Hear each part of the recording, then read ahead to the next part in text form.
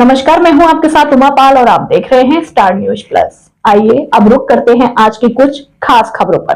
तब तक बने रहिए मेरे साथ स्टार न्यूज प्लस पर और चैनल को लाइक और सब्सक्राइब करना ना भूलें। धन्यवाद।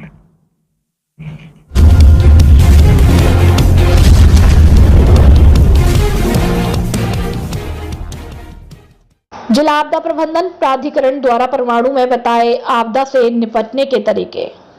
हिमाचल प्रदेश के औद्योगिक क्षेत्र परमाणु में जिला आपदा प्रबंधन प्राधिकरण द्वारा आपदा से बचाव और निपटने को लेकर 3 दिवसीय प्रशिक्षण शिविर का सफल आयोजन किया गया।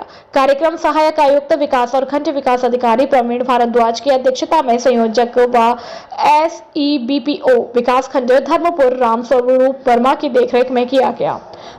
आपदा प्रबंधन प्राधिकरण द्वारा यह पूरा कार्यक्रम परमाणु नगर परिषद के कम्युनिटी हॉल में आयोजित किया गया था, जिसका बुधवार को सफल समापन हो गया। इस अवसर पर सरकार और जिला उपायुक्त के दिशा निर्देशों के चलते जिला आपदा प्रबंधन प्राधिकरण विकासखंड धर्मपुर के अंतर्गत 6 पंचायतों के लगभग 43 ग्रामीणों और युवा स्वयंसेवकों की टास्क फोर्स के निर्माण हेतु आपदा प्रबंधन के 3 दिवसीय प्रशिक्षण शिविर कार्यक्रम का आयोजन किया गया। स्टार न्यूज प्लस के लिए हिमाचल प्रदेश के बद्दी से सतीश जैन की रिपोर्ट।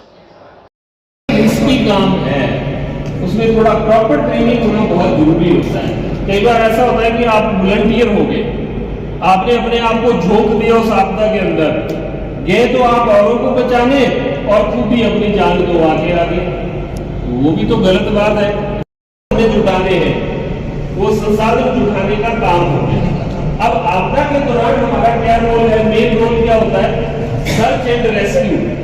सर्च एंड रेस्क्यू का मतलब आप जानते हैं कि जब इस तरह की कोई आपदा आती है, जैसे भूकंप आ जाता है या कुछ भी कोई बिल्डिंग गिर जाती है, तो बहुत से लोग क्या होते हैं, उसमें दब जाते हैं। तो सर्च एंड रेस्क्यू क्या होता है कि उन लोगों को खोजना और बाहर निकालना।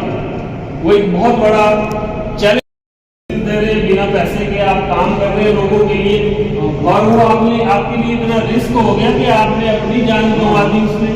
तो इसलिए ट्रेनिंग होना बहुत जरूरी है कि आपदा के अंदर हमने अपने आप को इन्वॉल्व तो करना है, परंतु इतना सा ही इन्वॉल्व करना है कि अपनी जान को भी बचाना है, अपने आप को भी सेफ रखना है। तो वो चीजें सीखना बहुत जरूरी है कि आपदा के दौरान हमने काम करते हुए कैसे बिहेव करना है, कैसा व्यवहार हमने वहां पे मिल रहा है या किसी को दवाइयां नहीं मिल रही है, तो उस टाइम हम क्या करते हैं, ये आपदा राहत भी लोगों को पहुंचाते हैं। तो उसके बारे में भी हमें जानकारी होना जरूरी है। तो ये दूसरा फेज है आपदा के दौरान। अब इसके बाद तीसरा फेज हमारे पास आता है रिकवरी।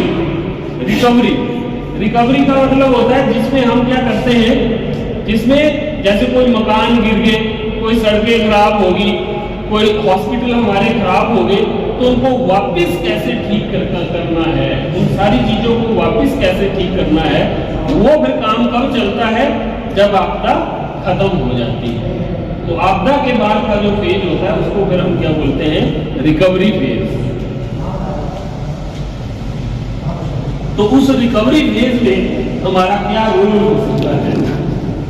ठीक है,